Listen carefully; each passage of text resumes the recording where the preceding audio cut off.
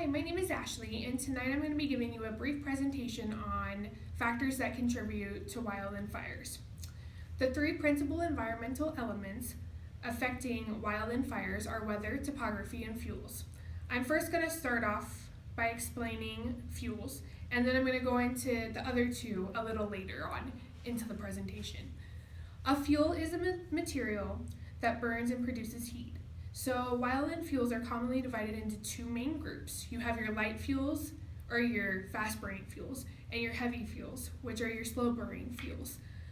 Your light fuels can cause rapid spread of fire and serve as a kindling for heavier fuels. They're usually easier for firefighters to suppress, but they can also ignite a lot faster and move extremely fast and burn with significant intensity. They result in high percent of firefighter fatalities because they go underestimated. Some examples of your light fuels would be dry grass, dry leaves, tree needles, and brush. So some of the green fuels in there, like tree needles and other brush types, have high oil content, which makes them more prone to burning extremely fast. When talking about your heavy fuels, they burn readily and produce large volumes of heat when dry. They are typically harder for firefighters to suppress. They can burn intensely once they are ignited, but they are harder to ignite because of their large surface area. So examples of your heavy fuels would be like logs, stumps, branch wood, and deep duff. Excuse me. Yeah. What's deep duff? So duff is partially decomposed organic material that you can find on the forest floor. It's beneath the litter of twigs and leaves and needles that have fallen from the tree. So if you imagine walking down a forest, or in a forest, and you look down at the floor, you see like all the twigs and the leaves and stuff. It's going to be the layer underneath that. Oh, okay. Yep. So then your fuels are further divided into three groups or levels. So you have your ground fuels, your surface fuels, and your aerial fuels. Your ground fuels are any combustible material that are found beneath the surface floor. So they're like your deep duff that we just talked about, the roots or rotten logs that are buried underneath the forest floor or ground floor. They don't usually play a major role in fire behavior because most burn with a low intensity. However, there is a chance that the roots can carry the fire underneath constructed fire lines, and they can also hold fire throughout the winter underneath the ground, which can be extremely dangerous to firefighters if they don't pay attention for that kind of stuff. Your surface fuels are any material that is laying on or immediately above the ground. So that would be like your grass, the forest litter, or the leaves, the branches, or brush that is up to 6 feet high. So your fire usually starts where the surface fuels are located. Surface fuels are responsible for faster rates of spread and allow fires to spread up towards the aerial fuels. So if you take a look at my model. Oh, I like your model. Thank you. It took me 4 or 5 hours to create. Yeah, it looks really good. Thank you. So if you take a look at the model, you have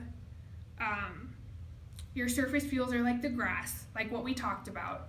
And they are able, if you have a fire on the grass or on the surface fuel, it is capable of spreading up towards the top of the tree, and that can be really dangerous because the fire can spread.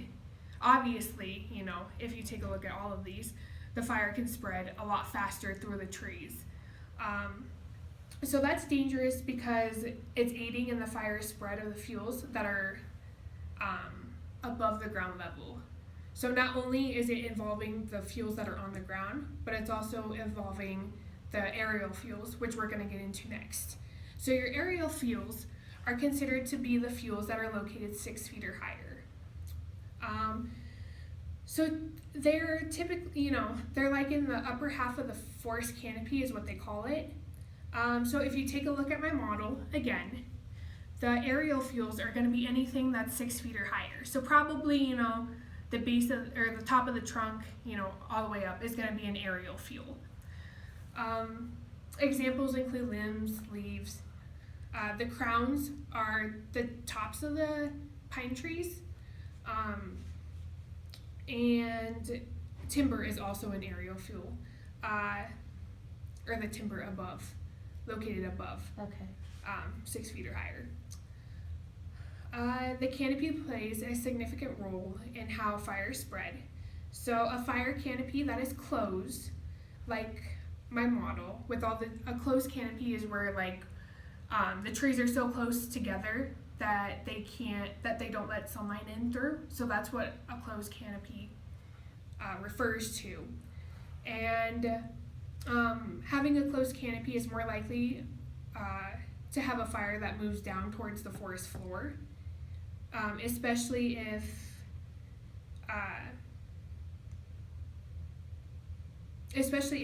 the fire were to start on the ground level. So when you have your tight canopies, like the pine trees or a forest or something like that, they prevent solar radiation from reaching the fuels that are located on the forest floor.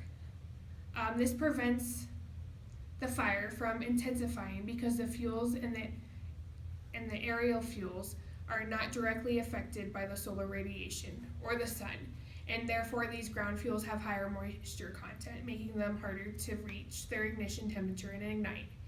So the fire is less likely to move down towards the ground fuels. Your aerial fuels have the ability to spread at rapid rates in the treetops.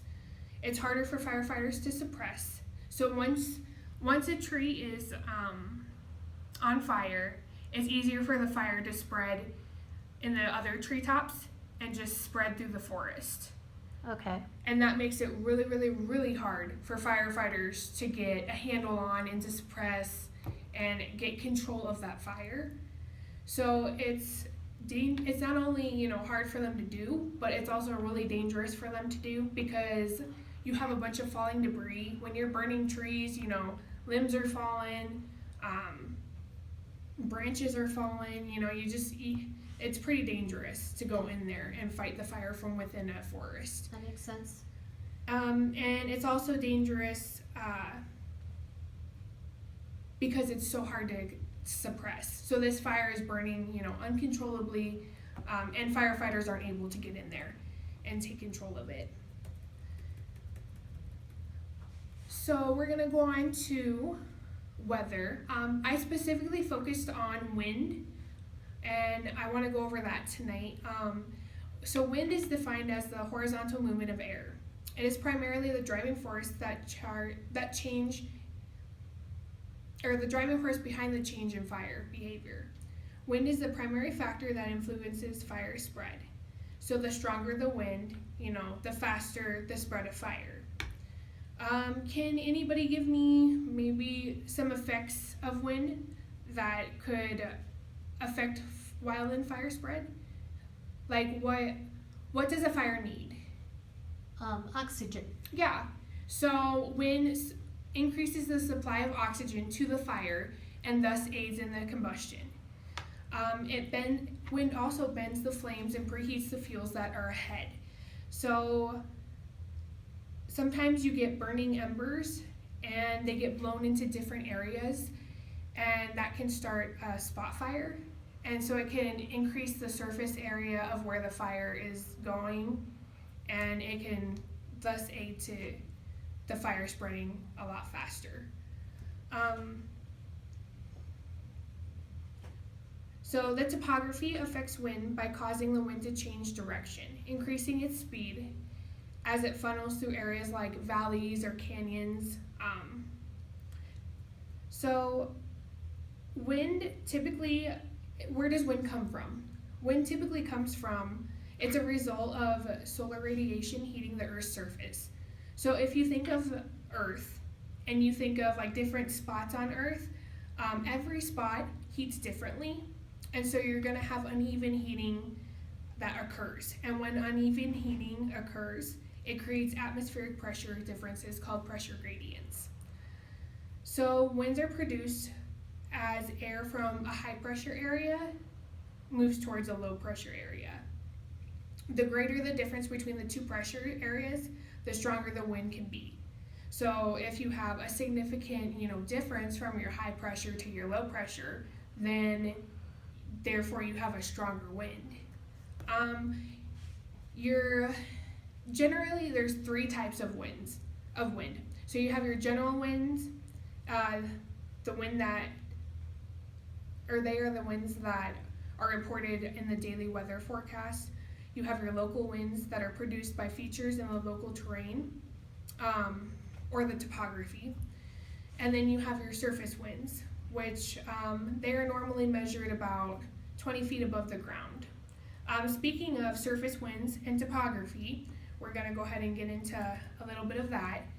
So the definition of topography is the configuration of the Earth's surface, including its relief and the position of the natural and man-made figures. So it's like configurations or the layout of the land that affect the wind patterns and the fire spread. Knowing what your topography is, how it can affect fire behavior is really important, and also knowing the surrounding topography and how the topography can change is also a big key when fighting a wildland fire. You have types of topography are like ridges, canyons, chimneys, steep slopes. On my model, I have a couple of steep slopes, and they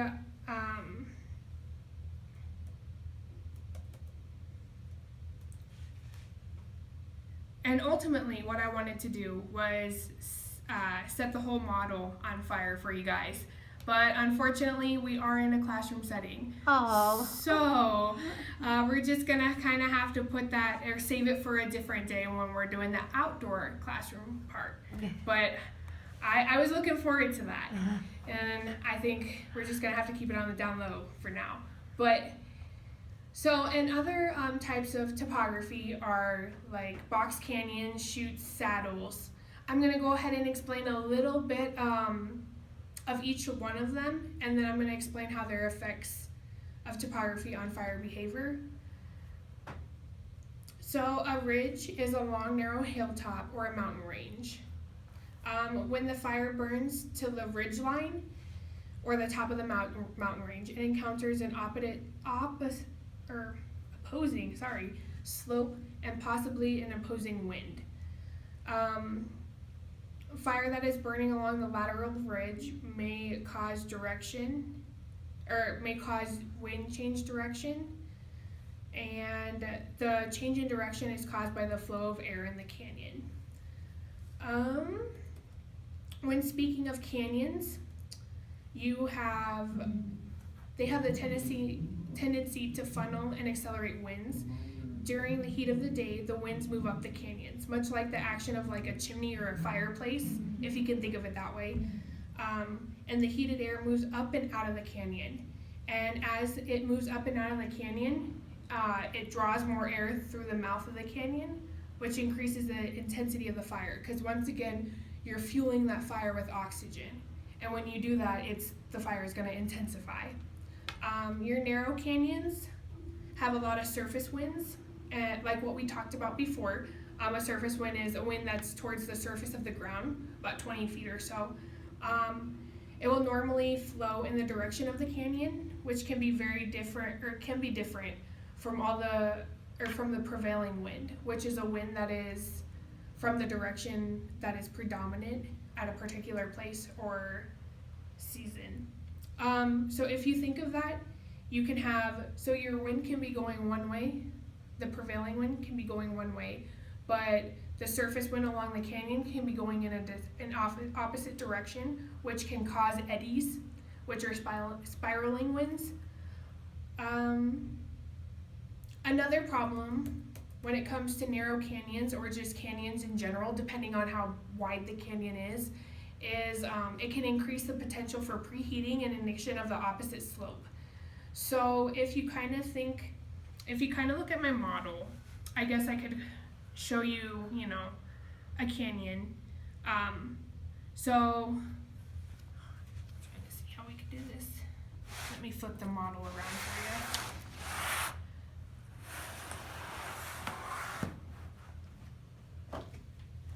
So if you look at the model, and just imagine a canyon going in this area, you have two slopes, steep slopes on both sides.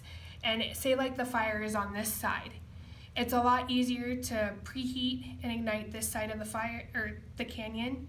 And so therefore fire spread is going to move from this side over to this side, and then you have both sides on fire, which can be significantly dangerous to firefighters or anyone who is in that canyon.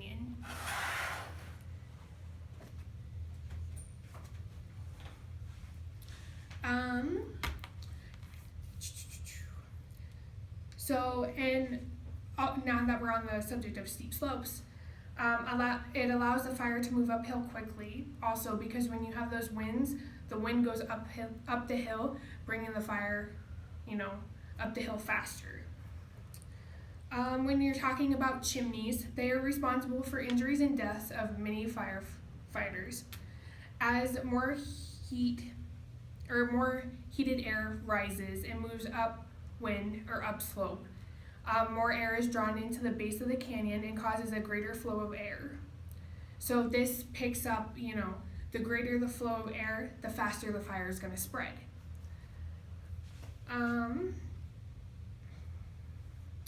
Your chutes channel both wind and fire, which causes a rapid rate of spread as well. And saddles can cause a channeling effect to happen.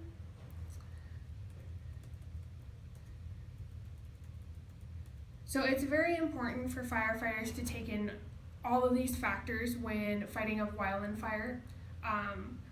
Weather can change. You got to know at all times what the weather is, what's coming in. You got to look for your wind indicators. It is also very important to know, what kind of topography or terrain you're going to be faced with.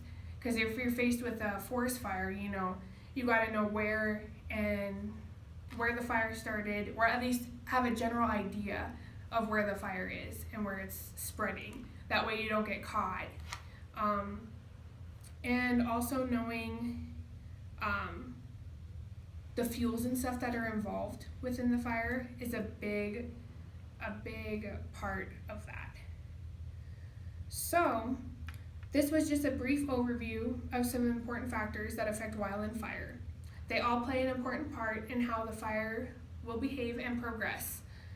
I hope this information was somewhat useful and helpful. Yeah, it was. Good. And I look forward to seeing everybody else's presentation. Thank you. Yep, thank you.